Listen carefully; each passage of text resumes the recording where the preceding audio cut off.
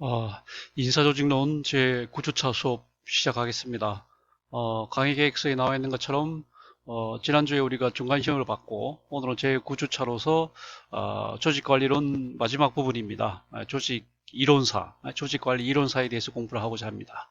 근데 이제 이 내용을 좀 공부하다 보면은 분량이 너무 많아요. 그래서 2주로 쪼개서 이번 주하고 다음 주까지 이 조직 이론사 역사에 대해서 공부하도록 하겠습니다. 그리고 그 이후에 이제 남은 그 5주의 그 인사관리 부분들을 조금 조정을 해서 4주에 하도록 그렇게 하겠습니다. 그래서 오늘은 조직 그 이론사 중에서 그 총론하고 그다음에 이제 고전 이론하고 신고전 이론의 중간 정도, 절반 정도 우리 이번 시간에 공부하도록 하고 그다음에 남는 나머지 부분 신고전 이론 나머지 부분하고 그다음에 현대 이론은 다음 주에 공부하도록 그렇게 하겠습니다. 지금 이 강의 계획서에 나와 있는 것처럼 보고서를 본래는 이제 오늘 이번 주까지 오늘까지 접수하게 돼 있죠. 그러니까 내 이메일이나 아니면은 그 우리 구글 클래스룸에 비공개 댓글이 있습니다. 그리고 어느 쪽이든 보내면 되겠습니다. 그러면 본 수업에 들어가도록 하겠습니다. 자, 우리가 이제 인사조직론 강의 요목은 우리가 처음에 얘기했던 것처럼 이제 크게 볼 때는 지금 이제 조직과 이제 인사로 지금 이제 구성이 돼 있고 지금 조직 부분들을 이제 거의 다 공부를 다 했습니다. 이제 나머지 남은 부분 하나가 바로 조직 이론사입니다. 이론과 그 역사에 관한 내용들이기 때문에 조금 그 내용이 방대하고 그 다음에 배워야 할 그 뭐랄까 좀 복잡하고 그렇습니다. 그래서 부득이하게 이번 이 조직 이론사 부분을 둘로 나누어서 이번 주에 절반을 하고 이제 나머지 다음 시간에 이제 나머지 전부를 하는 걸로 그렇게 하고 그러면 이제 그 다음 주 11주 차부터는 인사관리론에 들어가게 되겠습니다. 자, 오늘 공부할 것은 지금 얘기한 것처럼 조직이론사는 크게 이제 네 부분으로 구성이 돼요. 조직이론의 이제 총론이죠. 조직이론의 관리 이론적인 의, 이 조직이론이 왜 우리가 지금 공부하고 있는 인사조직론에 있어서 왜 핵심이냐, 인사도 중요하고 한데 왜 조직이 더 중요한 것이냐 하는 그런 내용입니다. 그래서 그 조직이론의 의미에 대해서 우리가 공부를 하는 것이고 그 다음에는 이제 조직이론의 출발 지점인 고전 조직이론을 공부합니다. 이것은 조직이론의 출발 지점이기 때문에 그 내용들이 또 여러 분파가 있거든요. 그걸 하나씩 나눠서 우리가 공부를 하고 그 다음에 이제 신고전 조직이론 이것은 고전 조직이론과 현대 조직이론의 중간에 있기 때문에 고전 조직이론의 연장선상이면서 또 현대 조직이론으로 가는 또 뭐랄까 입문 과정이니까 과도기적인 그런 성격을 가지고 있습니다.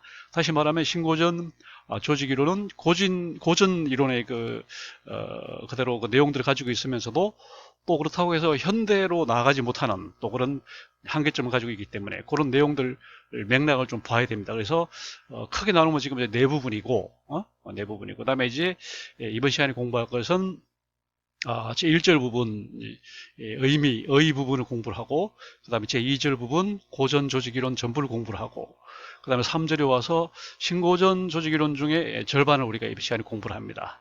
그러면 그 남는 절반하고 그다음에 현대 조직이론은 이제 다음 주에 공부하도록 그렇게 하겠습니다. 자, 이게 지금 이제 표로 한번 정리를 해봤는데, 이건 여러분들이 검색 엔진에 이제 이렇게 여러분들이 한번 얼마든지 찾아볼 수 있는 그런 내용들입니다. 다음이나 네이버나 이런 데 들어가서 여러분들이 조직이론 이렇게 치면은 그 이미지 그렇게 해서 많은 이미지 파일들이 뜨고 있는데, 이 파일이 많이 떠 있어요. 이렇게 보니까 대략 정리가 잘 되어 있는 것 같아요. 조금 다르긴 하지만 자 크게 보면 이제 지금 오늘 이제 공부할 고전적 조직이론하고 그다음에 신고전적 조직이론 중에 이제 한 부분하고 그다음에 이제 현대 조직론이 크게 나누는 세 부분으로 나눠지는데 시기로 볼 때는 이제 고전 이론은 1880년대 그러니까 조직 이론이 처음 시작했던 그 시기 로부터 시작해서 1930년 그러니까 제1차 뭐랄까 1차 대전이 끝나고 그다음에 경제 대공황이 왔던 그 시기 그다음에 이제 2차 대전이 끝난 시기는 이제 현대 조직 이론 시기다 이렇게 크게 이제 시기 구분할 수가 있고 거기에 이제 속하는 그런 이론들이 이제 지금 바로 나올 겁니다. 과학적 관리론 그래서 테일러의 테일러리즘 우리가 여러 번 얘기를 하죠. 그 과학적 관리론이 사실상 첫 출발 지점이고 그 다음에 이제 관리론, 그래서 행정 원리학파입니다. 원리학파들이 있습니다. 그 내용들이 있고, 그 다음에 이제 막스 베버의 관료제, 이 세 가지가 주로 이제 고전 조직론의 범주에 들어갑니다. 그 다음에 이제 신고전 조직론은 가장 중요한 것이 인간관계론입니다. 그 외에도 이제 바로 지금 이어서 나오겠지만 행태주의랄지, 그 다음에 의사결정 이론이랄지 이런 것들이 신고전 조직이론에 속합니다. 현대 조직 이론은 이제 최근에 와서 주로 이제 뭐랄까요, 유기체론이죠. 조직을 하나의 기계가 아니라 유기체로 보는, 생명체로 보는 그런 접근법이기 때문에, 이거는 이제 우리가 말하는 우리가 체제 이론, 뭐 상황론, 뭐 생태론 이런 식으로 얘기를 합니다. 그 이후의 접근법을 이제 현대 조직 이론에 이렇게 얘기를 하고요. 인간관계에 있어서 이제 고전적 조직 이론은 주로 인간을 이제 합리적인 존재다, 경제적인 인간이다, 최소의 비용으로 최대의 이익을 얻으려고 하는 그런 인간이다, 이렇게 보는 것이 고전 이론의 관점이고, 그 다음에 신고전 이론에서의 관점은 이제 사회적 존재다, 다시 말하면 심리적인, 단지 경제적인 존재가 아니라 심리적인 존재라는 거죠.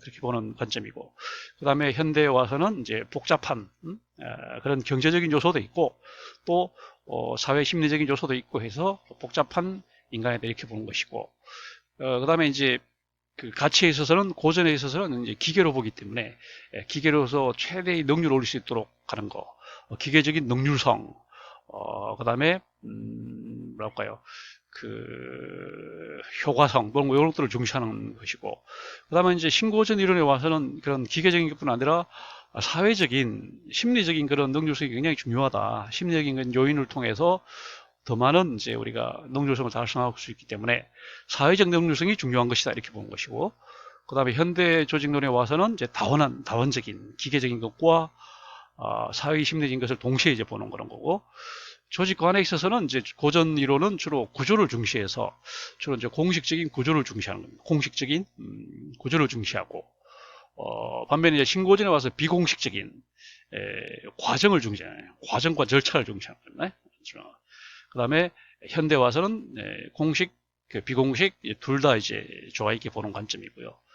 그 다음에 중심 변수는 고전은 구조를 중심하고, 신고전은 과정과 조직인을 중시하고, 그 다음에 현대에 와서는 환경을 중시하는 거죠.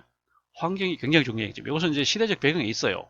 지금 나온 것처럼 이제 1차, 2차 대전을 겪었고, 그 다음에 경제 대공황을 겪었고, 그 다음에 경기 순환을 겪다 보니까 이게 조직이 중요한 것은 조직 내부적인 그런 역량도 중요하지만 외부적인 환경이 굉장히 중요하더라 하는 걸 이제 느낀 거죠.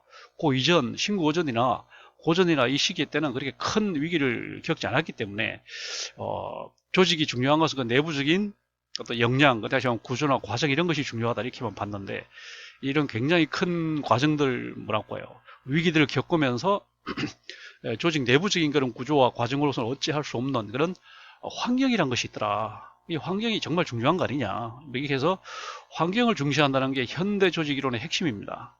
그래서 현대가 아닌 고전, 신고전과의 아주 명백한 차이점은 바로 환경이죠. 환경을 중시하느냐, 환경을 고려하지 않느냐, 뭐 이런 관점이라고 볼 수 있겠고요. 환경관에 있어서는 이제 고전은 폐쇄 체제다. 그다음에 신고전도 역시 폐쇄 체제다. 그래서 요즘에서는 똑같다는 거죠. 환경을 별로 중시하지 않았다. 그러나 이제 현대 와서는 개방 체제다. 환경을 중시하고, 환경과 그 체제와의 어떤 투입 산출 관계, 그 다음에 느슨한 그런 경계, 이런 게 굉장히 중요하다, 이렇게 해서 개방 체제로 이렇게 얘기를 한 거고요. 연구 방법에서도 고전 이론은 원리 접근, 모든 조직의 공통적인 원리 원칙이 뭐냐, 이걸 찾아 나가는 그런 거였죠. 뭐 회사 조직이든 정부 조직이든 뭐 병원 조직이든 어떤 조직이든지 그 모든 조직에 적용될 수 있는 보편적인 원리 원칙이 무엇이냐를 찾는 것이 이제 고전 조직 이론이었다면, 신고전 조직 이론에 와서는 그게 아니라 사례 연구를 중시하는 거죠. 뭐 호소온 실험이랄지, 뭐 의사결정이랄지. 그래서 이런 뭐라고 모든 조직에 공통되는 그런 원리 원칙이라는 거 있을 수 없고, 그것은 하나의 그냥 격언일 뿐이고, 각 그 조직마다가 경험적인 그런 것이 정말 중요하다 이렇게 본 관점이고요. 현대 조직이론에 와서는 이것들은 이제 종합적으로 복합적으로 고려하는 것이다 이렇게 이제 보는 거기 때문에 이 표가 참 요약이 잘 되어 있습니다. 한번 여러분들 이것을 외우려고만 하지 말고 이 표를 유념해서 이제 수업 진도를 나가면 굉장히 이해하는 데 편할 겁니다. 자, 지금 이제 우리가 공부할 것은 첫째로 이 조직 이론이 왜 중요하냐 하는 얘기를 이제 한 번 더 해야 됩니다. 그래서 우리가 이 시간에 공부하는 것이 조직 이론의 역사거든요. 조직 이론의 역사이기 때문에 왜 우리가 이 부분을 공부를 해야 되느냐. 굉장히 난해하고 방대하고 뭐 이런 내용들을 왜 우리가 굳이 공부를 해야 되냐 하는 그런 이제 여러분들이 의문을 가질 수 있기 때문에 조직 이론이 굉장히 중요하다는 얘기를 이제 우리가 하고자 합니다. 첫째는 이 조직 이론이라고 하는 것이 우리가 지금 공부하고 있는 경영학은 물론이고 사회학이나 심리학이나 넘어서 정치학이나 경제학이나 모든 영역에서 조직이 굉장히 중요한 그런 핵심 그 개념이 된다는 겁니다. 다시 말하면 우리가 살고 있는 이 사회를 돌아보면 우리가 관심을 갖는 사회과학적인 실질적인 존재를 한번 보다 보면 그게 바로 조직이라는 거예요. 다시 말하면 정치적으로 볼 때 우리는 국가 조직에 속해 있고 우리는 이제 생계를 유지하기 위해서 기업 조직에 우리가 또 소속돼 있고 그 다음에 우리가 또 뭐 상조회랄지 무슨 뭐랄까요 서로 무슨 가족이랄지 하여튼 이런 다양한 형태의 사회 조직에 우리가 속해 있기 때문에 우리가 이제 살고 있는 이 사회는 결국은 조직이다. 다 모든 조직이다. 이렇게 얘기할 수 있어서. 자, 첫째로 조직 이론을 중시하는 분야가 바로 이제 사회학입니다. 사회학은 결국은, 조직에 관한 연구거든요. 특히 오늘날 그 주류가 되고 있는 미국 기능주의 사회학에서, 그 사회학의 주류 핵심은 바로, 조직 이론입니다. 그래서 우리가 말하는, 조직 사회학을 창시한 또는 기능주의 사회학을 사실상 대표자라고 할 수 있는 텔컷 파슨스라고 하는 사람의 내용들을 보면 결국 우리 사회는 조직이 아니냐. 그래서 결국은 사회학은 조직이론이다. 그게 뭐 사실상 등식이 성립하는 거 아니냐. 사회학의 연구 대상이 초입 부분에 뭐랄까요 사회와 문화라고 하는 그런 내용들로 배우지만 결국은 우리가 소속되어 있는 가족 사회랄지 그다음에 뭐 종교 사회, 종교 조직 무슨 의미, 그다음에 뭐 교육 조직, 그다음 국가 조직, 하여튼 모든 조직에 관한 그다음 군대 조직 뭐 이런 모든 사회학이라고 하는 것이 그런 다양한 형태의 조직에 관한 연구이기 때문에 결국은 사회학은 조직이론이다. 다시 말하면 조직이론은 사회학이다. 이렇게 이제 거의 등식화 시킬 수 있을 정도로 조직이론이 아주 중요한 그런 비중을 차지한다 이런 얘기입니다. 그래서 특히 사회학에서는 사람들이 모여서 그냥 단순히 모이는 단순 결사체 또는 범주, 요게 이제 출발점 삼는 거죠. 각 개인들이 모여서 그냥 단순히 모인다 이거죠. 이거는 같은 우연히 같은 시간에 장소에 모인 사람들을 이제 단순 결사체다 이렇게 이제 얘기를 하는 거잖아요. 프로야구를 보기 위해서 야구장 앞에서 모인 사람들, 지하철을 타기 위해서 플랫폼에서 기다리는 사람들, 이런 사람들은 그냥 단순히 모인 사람일 뿐이에요. 거기서 가끔 만나기도 하지만 자주 얼굴을 비치기도 하지만 그 사람들은 특별한 목적이 있어서 온 게 아니고 그냥 우연히 시간과 공간이 맞아서 거기 이제 만났을 뿐이기 때문에 이런 형태를 우리는 단순 결사체라고 하잖아요. 그리고 범주란 게 있습니다. 예를 들면 뭐 주민등록 번호에서 남성, 여성, 나는 그냥 여성이다. 그 다음에 나는 군대를 갔다 온 예비역이다. 나는 미필이다. 이렇게 해서 이제 대학생들이 나눠지는 거. 나는 사회복지학과다. 나는 경영학과다. 이렇게 나눠지는 거. 이거는 내가 원해서 된 게 아니라 그렇게 이제 범주가 되는 거죠. 그래서 어떤 이게 이제 가장 첫 출발점이 되는 겁니다. 단소결자체와 범주가 출발점이 돼서 그 사람들이 좀 더 이제 지속성 있게 이 사람들이 모이게 될 때 그게 이제 소집단을 이렇게 얘기하는 거고 지속성을 가질 때 소집단을 하는 것이고 그리고 집단 중에서 이제 어떤 목표를 또는 어떤 의도를 가지고 모이는 그런 것을 우리는 이제 조직이다, 협의 조직체다 이렇게 얘기를 하는 거죠. 이 조직체 중에서 공식성을 갖춘 것을 특별히 제도라고 한다는 거예요. 제도라고. 그러니까 이런 식으로 이제 진화되는 거죠. 단순 결사체와 범죄로부터 출발해서 소집단을 거쳐서 협의 조직체 그리고 제도로 이렇게 진화하는 거죠. 갈수록 진화하는 이런 모든 것이 이제 우리 사회학의 그 관심 대상이기 때문에 결국은 이런 단순 결사체부터 시작해서 제도까지 가는 이런 것들을 하나로 묶어서 우리는 광의의 조직이다. 이렇게. 광의의 조직이라고 하면 지금 말하는 협의의 목표를 갖춘 그런 구체적인 그런 조직체도 포함해서 가장 단순한 형태의 결사체와 범주, 그리고 가장 고도화된 진화된 형태의 제도 이런 것까지 다 포괄해서 우리는 광의의 조직이라고 보거든요. 그래서 결국은 사회학은 바로 이러한 광의의 조직에 관한 연구고, 그 다음에 또 하나의 이제 개념이 계급 계층이라고 하는 것이 있는데, 이것은 우리 사회 구성원들을 이제 수평적으로 나눈 거잖아요. 수평적으로 나누어서 재산을 가진 사람과 못 가진 사람을 자본계급, 노동계급 이렇게 나누고, 그 다음에 소득이 많은 사람들을 고소득층, 상류층, 저소득층, 하류층 이렇게 이제 계층을 나누잖아요. 이런 것들은 실질적으로는 존재하지 않고 그냥 우리는 묶을 수 있는 그런 개념이기 때문에 어떻게 보면 이제 범주라고도 볼 수 있는 건데, 범주라고. 예? 그래서 이런 것을 우리는 일종의 가상 조직이라고 볼 수 있어요. 실질적인 광의 조직은 아니고 좀 가상적인 버추얼, 실질적으로는 실제는 존재하지 않지만 생각 속에 존재하는 것은 가상적인 이런 것들이 결국은 이제 넓게 볼 때 다 이제 조직이니까 이런 것에 대한 관심사가 바로 사회학이다. 그러니까 사회학은 결국은 조직이다, 이렇게 이제 조직이론이다, 이렇게 얘기할 수가 있는 겁니다. 그 다음에 맥락을 따져보면 사회 구성에 보면 우리가 지위라고 하는 것이 있고 역할이 있잖아요. 사회학에 있어서 중요한 핵심적인 그 개념이 지위와 역할인데, 이것은 사회를 구성하는 하나의 모르타르 구시를 하는 것이 바로 지위와 역할입니다. 우리 사회를 구성하는 각 개개인을 벽돌이라고 본다면 그 벽돌을 쌓아서 이제 벽을 만들고 건축물을 만들고 이렇게 사회를 만들어갈 때 그 벽돌 사이에 이제 그 모르타르를 채우잖아요. 접착제 같은 모르타르를 채워서 이제 그렇게 건축물을 만들어가는 것처럼 우리 각 개개인을 연결해서 사회로 만들어주는 그 바로 지위와 역할이다, 이렇게 하잖아요.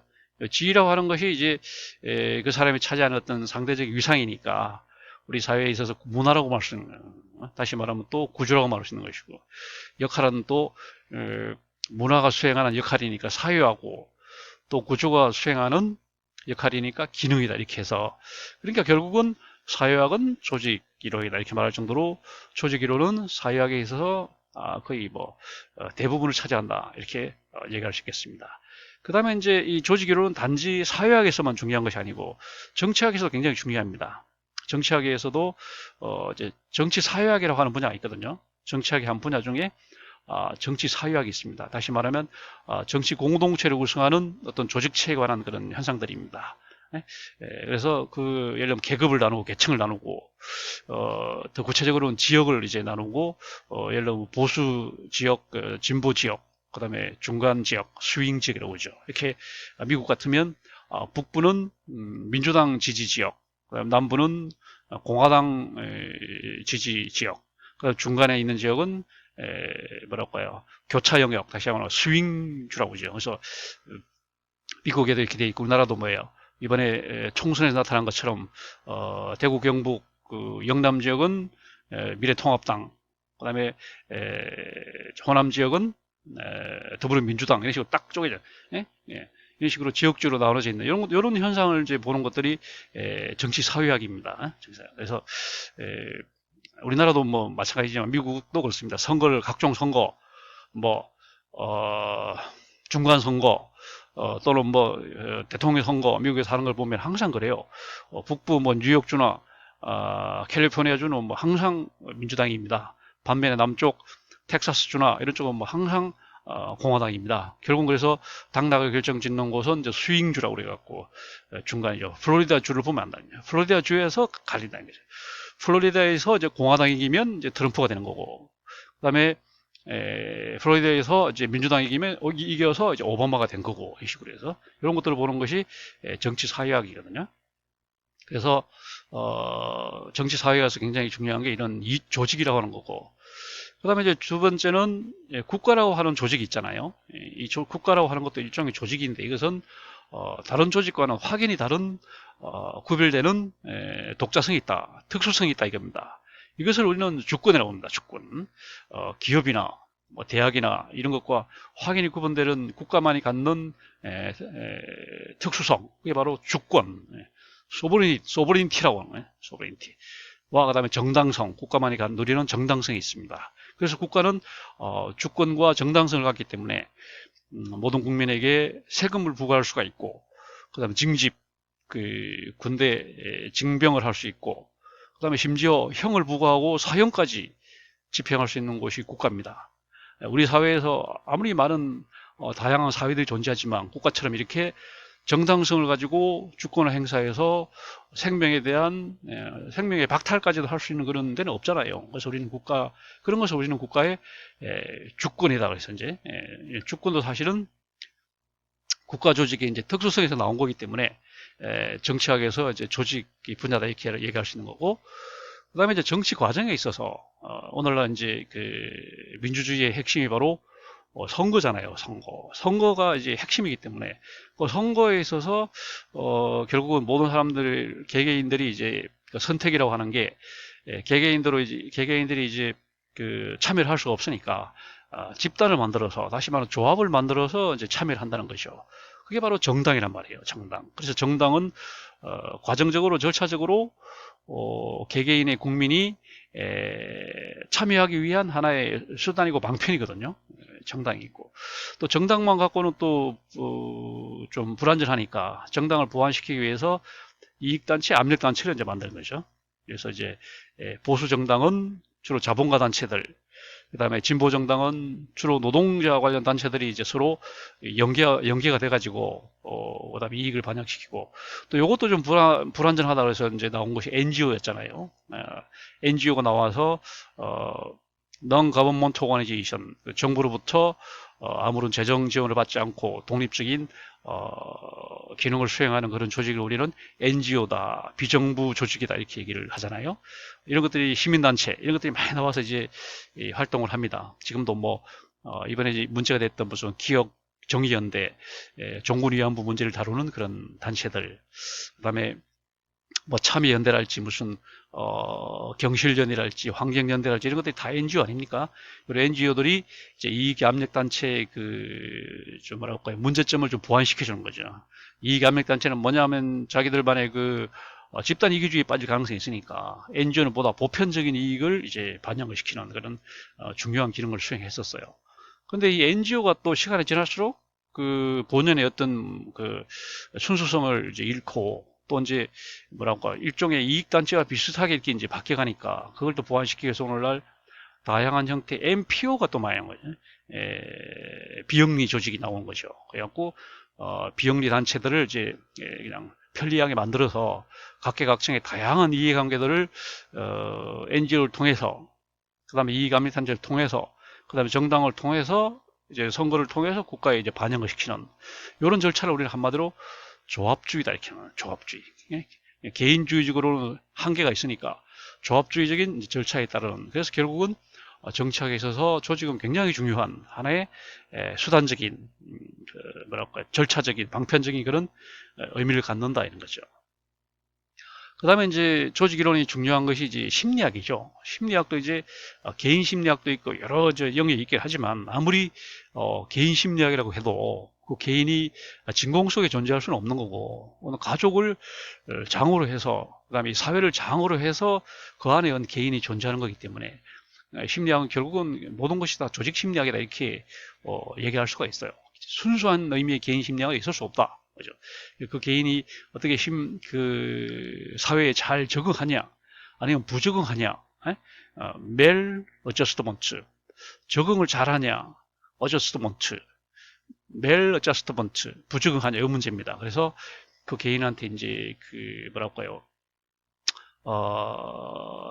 임상심리적으로 이렇게 시험을 해서 자극을 줘서 이제 반응을 봐가지고 이제 분석을 해내고 어떤 처방을 하는 이런 것들이 다 이제 조직 심리학이기 때문에 결국은 사회 심리학이 조직 심리학이 주종을 이루고 있다 이렇게 해서, 이 조직 이론은 굉장히 중요한 영역이라는 거. 단지 우리가 공부하고 있는 경영학에서만 중요한 것이 아니고 모든 이런 학문 영역, 사회과학에서 정말 핵심적인 이론 부분을 차지하는 것이 조직 이론이다 이렇게 얘기할 수 있습니다. 자, 그러면 이제 이게 우리가 지금 공부하는 그럼 경영학에서는 그럼 왜 중요하냐? 우리 경영학에서는 그냥 뭐 회사, 기업이 이윤만 내면 되는 거 아니냐? 이렇게 이제 얘기를 하고, 우리 이제 경영을 공부하는 것은 어떻게 이윤을 내느냐? 그것만 탐구하면 되지 않느냐? 이렇게 이제 단순화시켜서 얘기할 수 있는데, 이윤을 내려고 해도 체계적으로 이윤을 내고, 그 이윤을 내는 게 지속 가능하게, 당장, 단기적인 것뿐 아니라, 중장기적으로 10년, 20년 뒤에도 그럼 계속 이윤을 창출할 수 있느냐? 이걸 이제 고민을 해볼 때, 우리는 보다 체계적으로 이윤을 내는 경영학을 연구를 할 필요가 있다는 거예요. 삼성이 지금은 굉장히 인류 기업을 가고 있지만 20년 뒤에도 계속 그렇게 갈 거냐? 100년 뒤에도 그럼 삼성이 있을 거냐? 이런 걸 우리가 생각해 볼 때 그렇게 낙관할 수가 없거든요. 그래서 삼성이 부단히 지금 고민을 하고 단지 반도체만 갖고 모바일만 전자만 갖고 우리가 이 30년을 계속 이어갈 수 있느냐, 지속 가능하냐 이걸 놓고 계속 고민을 하는 거고, 그래서 기업들이 다 미래 전략에 대해서 부심을 하고, 그래서 삼성에서도 이제는 이게 갖고 안 되니까 바이오로 가야 되지 않냐.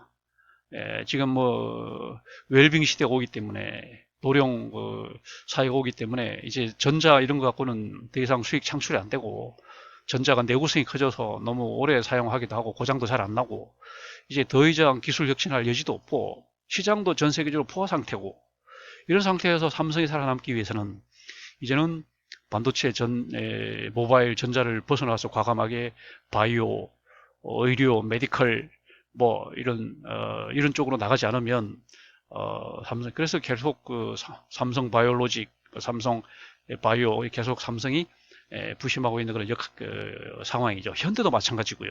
이 자동차가 언제까지 계속 갈 거냐? 지금은 이제 기계적으로 엔진을 중심으로 해서 자동차를 만들고 있는데, 지금 벌써 전기차로 지금 시대로 넘어왔기 때문에 테슬라 같은 그런 전기차의 그 개념하고 기존 자동차 회사의 그 자동차는 개념이 다르거든요. 기존 자동차들은 화석 연료를 사용해 가지고 그거를 이제 동력으로 전환하는 엔진이 이제 핵심이 되는데, 그래서 엔지니어링인 반면에 전기차는 뭐냐면 그냥 배터리하고 모터만 있으면 되거든요. 이거는 완전히 기본 개념 자체가 다르기 때문에 이것을 어떤 식으로 가야 될지 항상 고민하고, 그래서 우리는 기업의 현재는 물론이고 미래까지 우리가 고민할 때는 항상 이런 지속 가능성을 생각을 해야 돼요. 그래서 미래 전략에 대해서 항상 부심을 하는 것이고, 그래서 우리는 이제 보다 체계적으로 경영학을 연구해야 된다. 그냥 임시망편을 할 것이 아니고, 그럼 이제 그런 경영학의 이론 체계 중에 핵심이 뭐냐? 역시 조직 이론이라는 거죠. 생산도 중요하고 마케팅도 중요하고 다 중요하지만 역시 이론적인 부분의 핵심은 조직이라는 거야. 조직. 인사, 아까 말한 마케팅, 생산 이런 거는 어떻게 보면 단편적인 지식 갖고도 접근할 수가 있어요. 그렇지만 경영의 기본이 되는 인사 조직 이 부분은 이론이 없이는 도저히 접근할 수가 없고, 또 이론적인 토대가 되어 있는 상황에서 그런 상태에서 이제 뭐 마케팅이나 생산이나 이런 것을 부가가 될 때 진정한 이제 경영학이 완성이 되는 것이다, 이렇게 본다면은 그만큼 조직이 중요하다는 겁니다. 자, 그래서 조직 이론이 경영학에서 우리 다시 말하는 관리 이론에서 어떤 의미를 갖느냐, 이거는 이제 우리가 공부하는 경영학이 결국은 여러 가지 아까 말한 것처럼 그 기업의 미래에 관한 그런 뭐 경영 정책, 경영 전략 이런 것도 이제 포함하지만 결국은 경영학의 핵심은 관리다. 매니지먼트, 유지 운영을 잘해서 그냥 현상 유지 잘하고 이윤 잘 창출하고 뭐 엄청난 성장 안 하더라도 그냥 그럭저럭 하여튼 흘러가게 하는 거, 그게 바로 이제 관리이기 때문에 이 관리가 역시 핵심이 되고, 그 관리의 핵심은 결국은 조직 관리란 거죠. 조직을 어떻게 하면 잘 관리하느냐, 그게 바로 이론이기 때문에 지금 말한 것처럼 경영학 그리고 관리 이론의 핵심적 이론은 바로 조직 이론이 된다는 거죠. 조직 이론. 그래서 인사조직론이 경영학의 핵심적인 이론이다, 이렇게 얘기할 수 있어요. 경영학에 있어서 많은 아까 말한 것처럼 말한 그 관리과학에서 끌어온 그런 무슨 뭐랄까요, 많은 그런 경영과학들 있잖아요. 기법들도 많고 뭐 이렇지만 결국은 경영학의 핵심적인 이론은 조직 이론이다, 이렇게 말할 수 있어요. 그리고 이런 결국은 조직 관리의 넓은 의미의 조직 관리를 구성하는 것이 지금 우리가 공부하는 인사 관리. 이것도 어떻게 보면 넓은 의미의 조직 관리에 포함되거든요. 삼성이라고 하는 관리에 삼성의 인사 관리, 삼성의 재무관리, 삼성의 생산관리, 마케팅 이게 다 포함이 되는 것처럼 결국은 삼성이라고 하는 전체 조직 관리 안에 모든 관리가 다 포함이 된다 이렇게 말할 수 있을 정도로 경영학에 있어서 조직이론은 핵심이 될 수밖에 없다. 그 다음에 우리가 경영학에서 조직이론을 공부하는 이유는 뭐냐? 우리는 이제 경영학에서 조직은 기업 조직, 회사 조직, 경영 조직만을 우리가 관심 대상으로 하는데, 근데 그것도 이제 들어가 보면, 구체적으로 들어가 보면 굉장히 다양한 형태를 가지고 있다는 거죠. 제조업, 업태에 따라서 제조업이냐, 서비스업이냐, 대기업이냐, 중소기업이냐, 전자 중심이냐, 기계 중심이냐, 이런 것들로 따라서 굉장히 다양하기 때문에, 그래서 그걸 이제 우리는 보편화시켜서 일단 조직 이론을 이제 공부를 하는 거죠. 그 다음에 이제 좀 더 내려가서 뭐랄까요, 영리 조직을 공부를 하는 거고, 좀 더 내려가서 이제 기업 조직을 공부하는 거고, 좀 더 들어가서 이제 기업 중에서도 아까 말한 것처럼 제조업 조직, 생산 조직을 공부하는 거고, 그 다음에 더 내려가서도 뭐 자동차 이런 기계 생산 조직을 또 보는 거고, 뭐 이런 식으로 그러니까 이제 가장 최상위에 있는 것이 조직이다 보니까 경영학에서 조직이론은 맨 먼저 사실 출발 지점이 되고 맨 마지막에 또 이제 어떻게 보면 결론 내는 그런 부분이 되기 때문에 굉장히 가장 중요한 영역이다 이렇게 얘기할 수가 있는 겁니다. 자, 그러면 이제 조직 이론의 각 강론에 들어가 조직 이론의 강론에 들어가서 고전 조직 이론을 이제 공부를 합니다. 이 책은 지금 현재 우리 교재에서는 전혀 언급이 안 돼 있어요. 그래서 이 책은 우리가 좀 더 이 내용은 보완들을 해야 됩니다. 그래서 이제 여러분들이 요청도 있고 해서 이 시간에 이제 이런 그 동영상 강의 이것을 올렸던 PPT 이 파일을 올려놓을 겁니다. 자료실에 올려놓을 테니까 여러분들이 그걸 내려서 좀 읽어보면 됩니다. 하여튼 이 내용들 먼저 고전 조직이론에 들어가서 고전 조직이론의 본질을 한 이 네 가지로 정리할 수 있어요. 어떤 게 고전 조직이론이냐? 첫째로 나중에 현대 이론과 구분되는 첫째 특수성이 바로 기계 모형이라는 거예요. 조직이 뭐냐? 이렇게 말해요. 조직은 기계다 이렇게 말하는 거예요. 반면에 현대 와서는 조직은 뭐냐?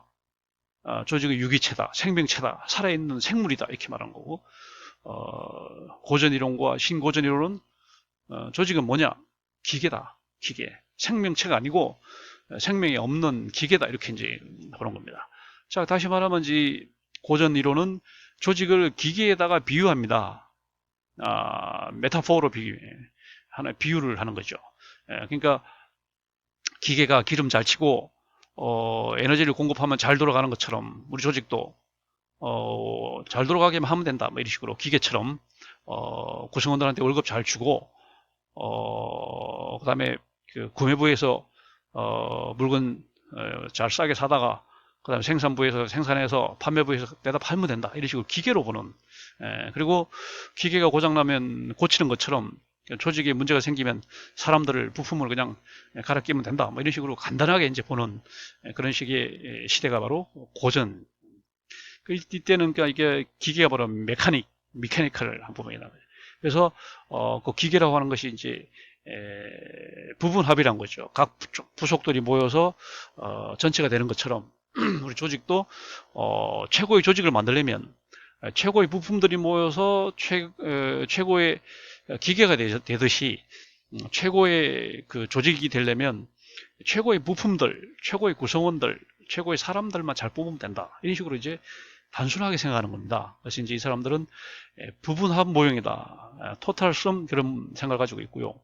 그래서 다시 거꾸로 갈 수 있는 좋은 부품들을 모아서 좋은 기계를 만드는 것처럼 좋은 사람들을 뽑아서 좋은 회사를 만들고 또 좋은 회사를 만들기 위해서는 또 좋은 사람들을 뽑으면 된다 이런 식으로 이제 거꾸로도 생각하는 그런 가역성의 생각을 가지고 있는 거고 그 다음에 비공식성을 경시하는 겁니다. 기계라고 하는 것이 기계만 잘 돌아가면 되는 것이 그 기계 안에 뭐 어떤 다른 그런 요소들을 전혀 이제 고려하지 않는 비공식적 집단 이런 것들을 전혀 인정하지 않습니다. 그게 고전 이론의 첫 번째 특성이고 두 번째 특성은 이제 원리 추구 모형입니다. 다양한 이제 조직들을 연구를 해가지고 그 모든 조직들의 공통적인 원리 원칙이 뭔지를 찾아내는 거. 이런 거에 이제 이 사람들의 주요 관심사예요. 그래서 일반화된 모든 조직의 공통적인 보편적인 그런 원리 원칙을 찾아내는 다시 말하면 이제 균합적인 찾아내가지고 그 원리 원칙을 찾아내는, 그래서 우리는 이 조직 원리학파가 바로 여기서 나온 거예요. 정말 다양한 조직들을 다 사례 연구를 해보니까 결론적으로 조직이 잘 돌아가기 위해서는 이런 원리 원칙이 필요하더라, 이렇게 해서 이제 원리 원칙을 찾아내는 그런 학파를 조직 원리 학파라고 합니다. 이것은 그 외에도 마찬가지예요. 테일러도 마찬가지고 막스 베버의 관료제도 마찬가지고 결국은 균합적인 방법을 쓴다는 얘기예요. 균합적인. 세 번째는 구조 중심 모형입니다. 조직을 구성하는 것이 우리가 크게 나름 구조와 과정이 있다고 이렇게 얘기를 했고, 그렇게 우리 공부를 했죠.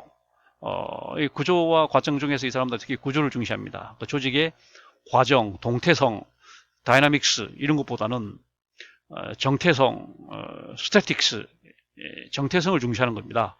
그래서 목표를 중시하고 뭐 집거나 분거나 뭐 하여튼 이런 구조를 중시해요. 구조를. 과정, 무슨 뭐 의사결정일지 갈등이랄지 의사 전달이랄지 이런 리더십이랄지 이런 과정보다는 구조를 중시하는 그런 겁니다. 이때는 이제 과정이 중요하지 않아서가 아니고 그 당시에는 이제 아직 그 과정이라고 하는 데 대한 그런 인식이 없었던 거죠. 그 당시에는 주로 구조만 알고 있었던 거고, 그러다 보니까 구조에 이제 집중을 했던 거고요. 그 다음에 기능을 경시했다는 거죠. 다시 말하면 이념적인 형태를 이렇게 만들어 놓고 그 이외에 무슨 다양한 복합형 이런 것들은 경시를 했다는 거예요. 획일성만 추구했다는 거예요. 획일성. 모든 조직이 공통되는 게 이런 것이다, 이렇게 그냥 그 조직의 어떤 개별적인 특수성을 무시하고 그냥 다양성을 무시하고 그냥 모든 조직은 이렇게 돼야 된다고 하는 그냥 원리 원칙만 딱 제시하는 이런 획일성을 중시하는 획일성. 네 번째는 이제 환경을 경시했다는 거죠. 아까 말한 것처럼 이 당시에는 뭐 환경이 굉장히 안정적이었기 때문에 사회가 굉장히 이제 호경기고, 그러니까 이제 환경에 대해서 유념을 할 필요가 전혀 없었던 거죠. 그러니까 내부적인 데만 들여다보고 어떻게 하면 조직이 그래서 조직 내부의 현상, 특히 조직 그 구조에 대해서만 이제 집중했던 거예요. 이런 환경을 경시했다는 점에서는 신고전 이론도 마찬가지예요. 큰 어떤 위기나 뭐 이런 그 뭐랄까요, 경기 순환을 경험을 안 했기 때문에 환경이 중요한 걸 몰랐던 거죠. 그렇다가 이제 2차 대전을 지나면서 비로소, 그리고 전 범지구적인 막 경쟁이 치열해지니까 이게 환경이 중요하구나 하는 게 이제 드러나면서 이제 현대 조직 이론이 출발하게 된 겁니다. 그래서 환경 경시라고 하는 것은 고전 이론의 본질이고 또 신고전 이론과도 공통점입니다. 그러면서 현대 이론과는 뚜렷한 차별성을 보는 것이 환경 경시라는 거죠. 자, 그래서 이제 이걸 구성하는 세 가지를 나눠서 공부합니다. 그 첫째가 테일러리즘입니다. 테일러라고 하는 사람은 정말 중요한 사람이죠. 프레데릭 테일러라고 하는 사람이 그 유명한 것이 바로 과학적 관리 이론, 과학적 관리라고 하는 scientific management라고 하는 개념을 만들었습니다. 다시 말하면 이전처럼 주먹구구식으로 관리를 해서는 안 되고 이제는 과학적으로 관리해요. 좀 더 체계적이고 과학적으로 관리를 해야 한다. 이렇게 해서 이 사람이 과학적 관리라고 하는 그 당시 아주 일종의 혁명을 일으켰던 거죠. 혁명을. 자, 그래서 이 사람의 주장은 특히 조직에서, 특히 인사관리에서, 그 다음에 노무관리에서 아주 혁명을 일으켰다고 볼 수 있어요. 사실상 경영학의 출발 지점이 바로 테일러리즘이 아니냐, 이렇게 이제 말할 수 있을 정도로. 또 한 가지 더 있다면 포디즘이죠. 생산혁명, 생산관리 혁명을 일으켰던 헨리 포드의 포디즘. 이 두 가지가 오늘날 그 경영학의 문을 열었다, 이렇게 말합니다. 다시 말하면 조직 인사관리에서의 테러리즘, 생산관리에서의 포디즘, 이 두 가지가 이제 경영학의 문을 열었기 때문에 경영학의 출발 지점은 테일러리즘이다, 이렇게 얘기할 수 있어요. 그래서 이 테일러리즘은 어디까지나 과학성을 추구하는 겁니다. 이전에 옛날에 하던 것처럼 우리가 흔히 하는 말처럼 무슨 뭐 고문가게식으로 그냥 주먹국으로 이렇게 해서는 안 되고, 이제는 재고 관리도 잘하고 재고도 어느 정도 유지를 해야지 뭐랄까요, 우발적인 어떤 임시적인 그런 수요가 폭증할 때 대응을 할 수 있는 거고, 창고가 텅 비었어도 이게 항상 불안정하고, 그렇다고 신선식품 같은 이런 뭐 쇠고기나 해산물 같은 이런 신선식품, 농산물 같은 이런 것들이, 그렇다고 재고를 잔뜩 쌓아놓으면 다 그냥 재고 해소가 안 되면 다 그냥 버려야 되고 뭐 이러니까 재고 관리를 어떻게 해야 되냐. 그 다음에 사람을 어떻게 뽑아서 어떻게 8시간 일을 시킬 때 쉬지 않고 최대한 많이 활용을 해서 성과를 많이 낼 것이냐. 이런 것들 과학적으로 해야 돼. 주먹국을 하지 말자. 이렇게 해서 이 사람이 내놓은 겁니다. 이 사람 우리가 잘 알다시피 시간 연구와 동작 연구를 했죠. 한 사람을 쓸 때 그 사람한테 어떻게 하면 8시간을 어떻게 하면 잘 활용할까? 우리 시테크로 봅니다. 동작 연구.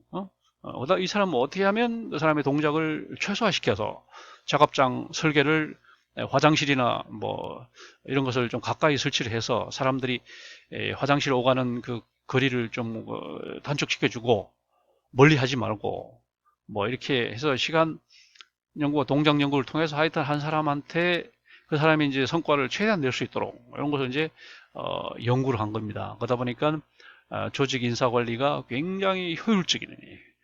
효과적이고 목표를 달성하면서 능률적이고 이렇게 해서 생산성이 엄청나게 높아진 거죠. 그래서 이제 좋은 점은 생산성이 엄청나게 높아졌다는 겁니다.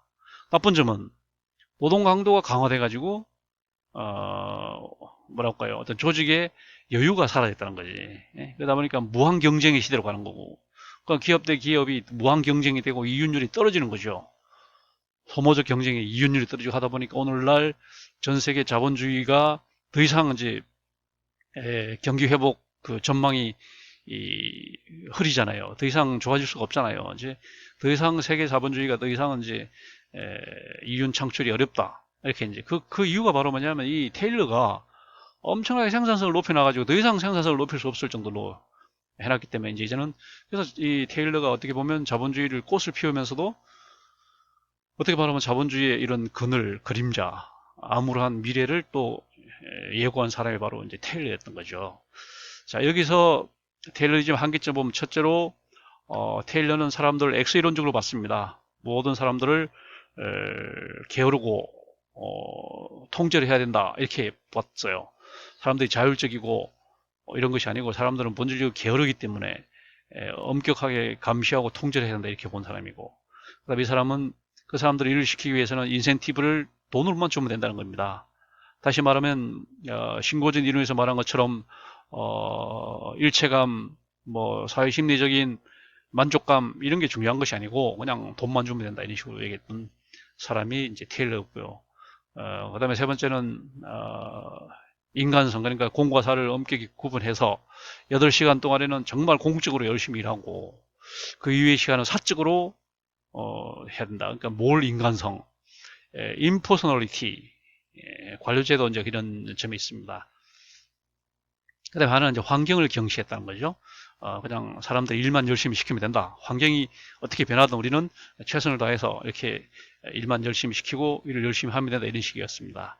그 다음에 또 하나는 노동 강도가 굉장히 강화됐습니다. 같은 8시간 일을 하지만 강도가 굉장히 강화됐어요. 성과를 내기 위해서는 계속 자동화되고, 예를 들면 타자수가 하루에 예를 들면 뭐 8시간 동안 옛날에 8장밖에 타자를 못 쳤지만 그 다음에 이제 워드 프로세서가 나오고 PC가 나오고 오늘날 지금 뭐랄까요, 이렇게 말로 또 이제 할 수 있는 그런 타자 기술이 나오기 때문에 이제는 8시간 동안에 그 작업량이 엄청나게 높아진 거죠. 같은 8시간 했지만. 그래서 우리는 이거를 이제 노동 강도가 굉장히 강화됐다. 그러다 보니까 노동 현장이 굉장히 비인간화되고, 그 다음에 소외, 우울증 이런 게 굉장히 많아졌고, 아까 말한 것처럼 이윤율이 점점 체감하고 자본주의 사회의 전반적 위기를 예고를 한 거죠. 그 다음에 여기서는 비공식성을 경실했어요. 그 구성원들 8시간에 일에 전념해야지 동호회나 동창회나 뭐 이런 데로 가면 안 된다는 거지. 비공식적 그런 단체를 굉장히 경시했다는 겁니다. 이게 이제 신고전 이론의 차이점이죠. 신고전 이론은 이제 비공식성을 굉장히 중요시한 거거든요. 그래서 이게 이제 테러리즘입니다. 굉장히 중요한 그런 내용들이기 때문에 이거는 여러분들이 뭐 기본적으로 학습을 해둬야 돼요. 우리 책에서는 나오지 않는 얘기지만 좀 공부를 해야 됩니다. 그 다음에 두 번째가 이제 조직 원리학파예요. 이 사람들은 아까 말한 것처럼 다양한 형태에 대해서 그 조직에 대해서 이제 사례 연구를 해가지고 그 사례 연구를 종합을 해서 종합 결론적으로 그러므로 유형과 다양성을 막론하고 모든 조직은 이렇게 가야 된다라고 하고 이렇게 가야 된다고 딱 이제 제시를 하는 거예요. 예외가 없다 이런 식으로 그냥 딱 그냥 완전히 귀납적으로 이렇게 딱 나온 거예요. 그래서 이거는 과학적 사례 연구입니다. 많은 사례들을 연구해서 결론을 낸 거예요. 그래서 우리는 이것을 이런 절차를 귀납이다. 귀납, 인덕션이라고 말하는. 그래서 이런 귀납을 토대로 해가지고 이제 우리가 새로 조직을 시작할 때는 요거를 적용하는 거예요. 요거는 우리 연역이죠, 연역. 연역. 내가 이제 이런 학습을 해가지고 내가 회사를 하나 차리건, 내가 어플리케이션 앱 만드는 회사를 하나 차리겠다. 그러면 이제 사무실 하나 얻어갖고 사람을 한 3명 뽑아서 그럼 어떻게 내가 이 회사를 운영할 때는 역시 요거를 참조하는 게 제일 나아요. 그래서 연역을 해서 조직원리학파 이런 내용들을 연역을 해서 요것을 이제 적용을 시키면 되는 굉장히 안정감이 있고 우리가 편안하게 우리가 새로이 조직을 시작할 수 있게 해주는 그런 요소가 바로 이런 원리들입니다. 원리들. 그래서 이 사람들이 이제 찾아낸 그런 원리가 지금 이렇게 정리를 해봤어요. 결론적으로 이제 이 사람들이 다양한 그 조직들을 연구해서 모든 조직에 공통적으로 적용되는 그런 요소들이 뭐냐 하는 것을 이제 추려보니까 이렇게 이런 요소들이 있다는 겁니다. 첫째가 이제 기획이 굉장히 중요하더라. 플래닝, 미래를 항상 내다봐야 해요. 미래를. 현재도 중요하지만 미래를 보고 우리 회사가 이게 앞으로 우리 앱 만드는 회사가 언제까지 이게 앱을 계속 만들 수 있을까? 또 앱을 또 하나로 통폐합하고 이렇게 또 아우르는 그런 게 또 나오지 않을까? 그 다음에 운영체제도 지금처럼 안드로이드와 애플만 있는 게 아니라 앞으로 더 많아지지 않을까? 아니면 더 하나로 통합이 될까? 아니면 안드로이드와 컴퓨터 운영체제가 지금보다 좀 더 통합이 될까? 아니면 완전히 이제 나눠질까? 뭐 이런 데 대한 전망 이런 것도 중요하고 기획, 미래도 봐야 되고 그 다음에 조직을 짜야 됩니다. 자, 우리 부서를 어떻게 짤까? 그 다음에 우리 회사 본사를 두고 지사를 어디다 하고 해외 지사는 어떻게 할까? 이런 조직화. 그 다음에 인사부와 그 다음에 재정부, 그 다음에 생산부 이런 것들을 어떤 식으로 엮어서 우리가 한번 해볼까? 이게 조직의 원리들. 어떻게 조직을 짤까? 이게 굉장히 중요하죠. 그 다음에 인사. 어떻게 사람을 이제 뽑을까? 사람을 뽑아서 어디에다 배치를 하고 어떤 식으로 급여를 지급하고 연금 그다음에 뭐 휴가 무슨 뭐 승진 뭐 인사고과 뭐 이런 것들 어떻게 할까 하는 인사 문제 굉장히 중요하죠. 그다음에 조정 각 부서들의 어떻게 하면 잘 원활히 조정을 하고 갈등이 없게끔 조정을 할까 굉장히 중요합니다. 조정실 기획조정실 조정 굉장히 중요하죠. 그다음에 명령을 어떤 식으로 명령 체계를 만들까. 예를 들면 뭐 문서 공문으로 할까 아니면 전자 결제식으로 할까 회의도 화상회의로 할까 아니면 직접 대면 회의를 중시할까 뭐 이런 것들을 중요하죠. 그 다음에 재정 결국 돈이죠. 어떻게 해서 우리가 수입 지출을 잡고 어떻게 하면 재무회계 아니면 그 다음에 회계학적으로 어떻게 하면 자산과 부채를 관리를 하고 어떻게 하면 재원을 조달하기 위해서 뭐 채권을 발행하고 뭐 주식을 더 발행하고 할 것인가 뭐 이런 것들 굉장히 중요한 문제 재정입니다. 그 다음에 통솔 어떻게 하면은 하위 부서들을 이제 통솔할까 문제 감독을 어떻게 할까 디렉션 그 다음에 보고 체계를 뭐 지금처럼 문서로 할까 아까 말한 것처럼 전자결제식으로 온라인으로 화상 이런 식으로 할까 권력과 권한을 어떤 식으로 권력을 집중할까 분산시킬까 이런 것들 그 업종에 따라 좀 다를 겁니다. 기계나 이런 쪽은 뭐 아무래도 권력이 집중이 돼야 되겠지만 그다음에 뭐 모바일이나 이런 쪽은 그다음에 뭐 컴퓨터나 하여튼 관련 이런 쪽은 이제 분산이 돼야 되고 전문성을 중시해야 되겠죠. 권한에 있어서도 그다음에 뭐 회사 오너가 갖는 거는 권한 그 다음에 전문가가 갖는 권한을 어떤 식으로 배분을 해야 될까 이런 것도 있을 거고 그다음에 분업과 전문화를 얼마나 시킬 것인가 기술이 좀 단순한 그런 조직 같으면 이거는 뭐 중요하지 않지만 삼성처럼 정말 다양한 기술을 쓰는 삼성전자라고 하는 하나의 회사지만 반도체를 만드는 그런 반도체하고 그 다음에 세탁기를 만드는 그 부분은 완전히 다른 거잖아요. 그러니까 이런 분업과 전문화의 그런 것들. 그 다음 직분이 좋으냐, 분권이 좋으냐. 어떤 기준으로 직분할 것이고 어떤 식으로 분권할 것이냐. 외주를 줄 것이냐, 직접 생산할 거냐, 뭐 이런 것들 중요한 거고요. 그다음 계층제를 어떤 식으로 짤까? 계층제 키를 크게 하면 뭐랄까 승진의 어떤 동기부여가 될 수 있는데 그러나 이제 이게 권위주의가 되기 쉽고 또 의사소통에 또 단절이 있을 수 있기 때문에 계층제가 반드시 좋은 것만 아니고 또 그렇다고 반드시 나쁜 것도 아니고 그렇습니다. 그 다음에 명령통일을 어떻게 이룰 것이냐. 그냥 통솔 범위입니다. 이것도 이제 노무 조직 갖고 이러면 그냥 통솔 범위를 넓게 해도 한 사람이 10명을 거느릴 수 있잖아요. 노가다 10장 이런 말이 있는 것처럼 단순 노무직 같으면 이렇게 통솔 범위가 굉장히 넓겠지만 모바일이나 전문 영역을 가면 통솔 범위는 굉장히 좁아지겠죠. 그런 문제. 그럼 보상 체계를 어떻게 할 거냐? 예를 들면 뭐 금전적인 보상만 할 거냐? 아니면 사회 심리적인 보상도 좀 뭐 할 거냐 이런 것들을 이제 잘 생각을 해봐야 되는 겁니다. 보상. 이런 것들이 이제 원리 내용이에요. 뭐 이런 것들이 다양한 조직을 사례 연구를 해서 얻은 이제 결론이기 때문에 이거는 귀납적으로 얻은 결론이고 이것을 이제 연역적으로 적용을 하면 그 조직을 굉장히 안정적으로 일단은 운영을 할 수는 있다. 그러나 더 성장하고 더 이렇게 나아가기 위해서는 이것만 갖고는 안 돼요. 플러스 알파가 있기 때문에 일단은 이제 시작할 때는 굉장히 많은 도움을 주는 것이 조직 원리 학파입니다. 조직 원리 학파의 이런 것들은 굉장히 좋은 점이 있습니다. 지금 말한 것처럼 안정감을 주고 한다는 점은 좋은 점인데 또 이제 단점이 바로 한계점이 뭐냐면 첫째 다양성을 경시한다는 거죠. 모든 조직을 하나가 아니고 정말 다양한데 같은 기업 안에서도 이렇게 삼성과 현대가 이렇게 다른 것처럼 심지어 정부 조직과 어떻게 기업 조직이 같을 수가 있냐. 그리고 정부 조직 안에서도 또 검찰, 경찰 같은 조직하고 그 다음에 무슨 뭐 연구소 같은 조직하고 이게 어떻게 같냐. 그러니까 이게 너무 획일성을 강조하고 있다. 그 다음에 두 번째는 환경에 따라서 이런 원리 내용들도 좀 달라질 수 있는데 이 사람들은 너무 그냥 획일적으로 환경을 경시하고 있다는 거죠. 세 번째로 비공식성. 그 조직 안에 동호회도 있고 동창회도 있고 뭐 등산 동호회, 뭐 야구 동호회, 뭐 사이클 동호회, 동호회가 있는데 이런 동호회 이런 비공식적인 집단 이런 것들을 이제 경시를 하고 하는 문제가 있다는 겁니다. 그 다음에 세 번째는 이 관료제입니다. 관료제는 이제 고전 조직 이론의 가장 중요한 세 번째 이제 부류가 바로 관료제.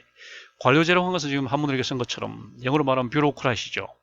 뷰로크라시만 이 뷰로란 말이 조직이거든요. 우리 조직 단위로 말하면 국입니다. 우리 정부 기구 중에 제일 낮은 게 계장, 과장, 국장 이렇게 나가잖아요. 국이 바로 뷰로크란 거예요. 뷰로크라시는 직역하면 뭐 국주의. 그러니까 조직주의죠. 조직에 기초한 주의. 이거는 한마디로 말하면 대규모 조직이다 이렇게 말하면 돼요. 소규모는 아니고 뭐 2명, 3명 이런 조직은 아니고 최소 뭐 예를 들면 100명 이상이 되는 그런 대규모 조직에서는 나타나는 일반적인 현상. 그걸 우리는 관료제다 이렇게 말하는 겁니다. 조직이 규모가 크다는 건 뭘 의미합니까?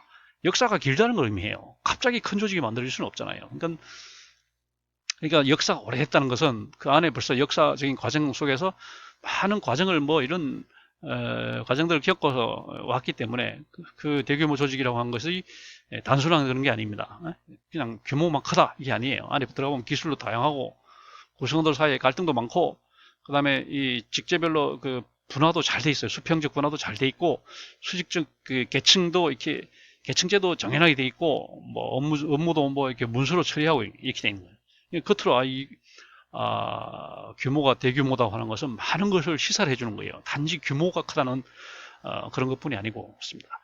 이 관료제론의 그 의의를 보면은 관료제는 이제 우리 알다시피 뭐 막스 베버가 뭐 원조죠.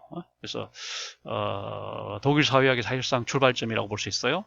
칼 마크스의 사회학과 함께 막스 베버의 관료제는 독일 사회학의 어떻게 보면 출발 지점이다 이렇게 말할 수 있고 그 다음에 이 관료제 또한 그 귀납입니다. 다양한 이런 정부 조직뿐 아니라 대기업, 대형 병원 이런 것들 다양한 조직들을 한번 연구를 해보니까 이런 현상이 나타나더라. 그래서 이제 이거는 귀납의 사회학입니다. 그래서 그걸 또 우리가 이제 적용을 하는 거예요. 새로 내가 회사를 하나 열려고 한다. 내가 또 새로의 하나의 부서를 독립시키려고 한다. 그럼 거기 어떻게 할까? 거기에 대해서 이제 여기에 많은 시사점을 주기 때문에 연역적 적용을 가능하게 하는 그런 또 장점이 있어요. 그래서 이 관료제는 한마디로 정의하면 뭐냐? 대규모 조직에서 나타나는 대규모 조직에서 공통적으로 나타나는 현상이다. 이렇게 이제 정의할 수 있고, 그냥 더 줄여서 말하면 조직 현상이다. 이렇게 좀 늘려서 말하면 대규모 조직 현상이다. 대규모 조직에서 공통적으로 나타나는 현상이다. 이렇게 이제 얘기를 할 수 있는 거죠. 그래서 이 처음에 출발 지점은 이제 막스 베버가 이념형으로 이렇게 나눴습니다. 권위 또는 지배를 이념적으로 세 가지로 나눴잖아요. 전통적 권위 지배, 그 다음에 카리스마적 권위 지배, 법적 합리적 권위 지배, 이렇게 크게 셋으로 나눴잖아요. 그 중에 하나가 이제 합리적 권위 지배. 이렇게 이제 그 합리적 권위 지배에 가장 부합하는 조직 원리가 뭐냐? 그게 바로 관료제라는 거죠. 그래서 그게 이런 식으로 해서 이제 관료제로 넘어간 것이고, 이 관료제로 한 것은 이런 한 6가지 현상이 나타납니다. 첫째, 계층제입니다. 조직이 규모가 크다는 것은 그것을 통솔하기 위해서는 부득이하게 계층제를 도입하지 않을 수가 없어요. 그래서 기업체에서는 주로 과장, 차장, 부장, 이사 이렇게 나가는 거고, 정부에서는 과장, 국장 뭐 이렇게 나가는 거고, 이런 식으로 계층제가 이제 분화될 수밖에 없어요.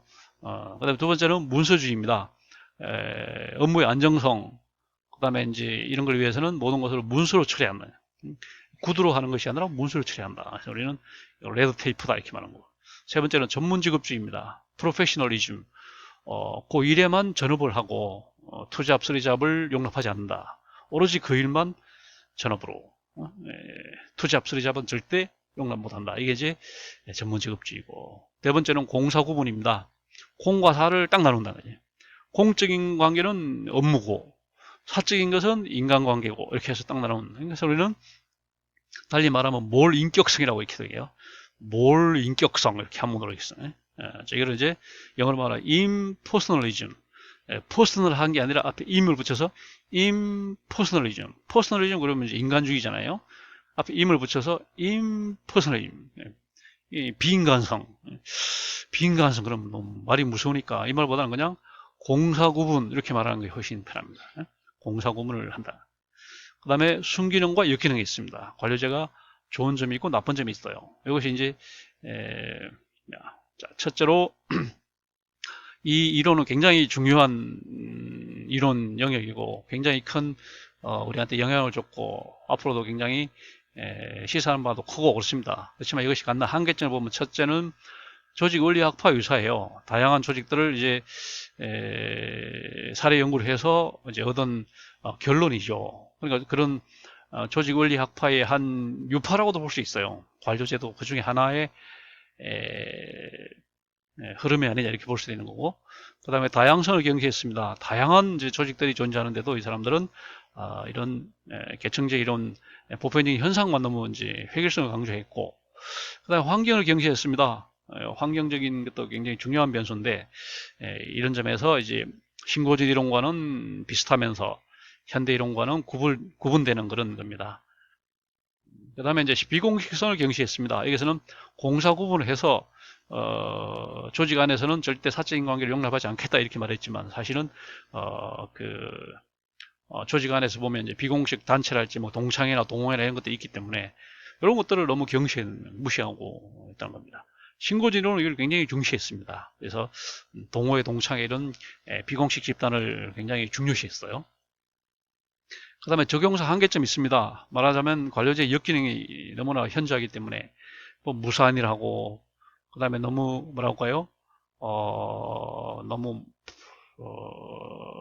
오버 컨포미티, 그러니까 너무 뭐랄까요?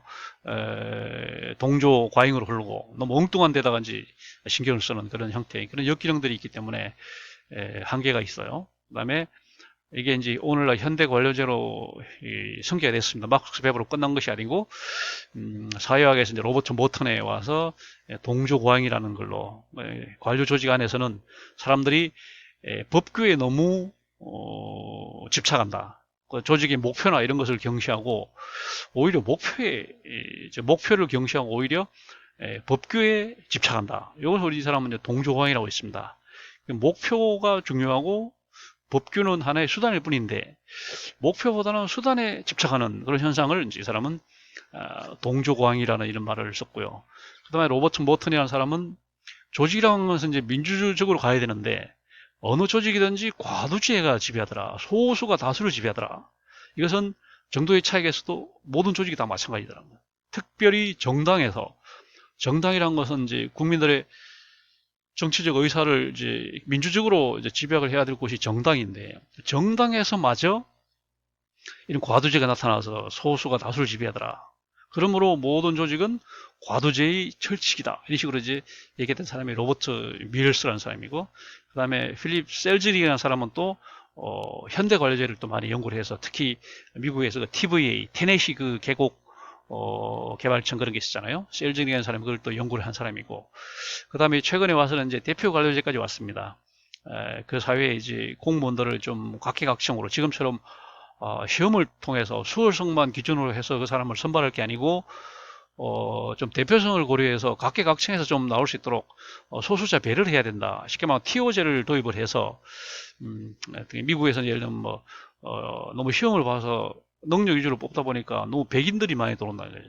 그러면 안 되니까 흑인들한테 일정 비율을 좀 할애해 주자.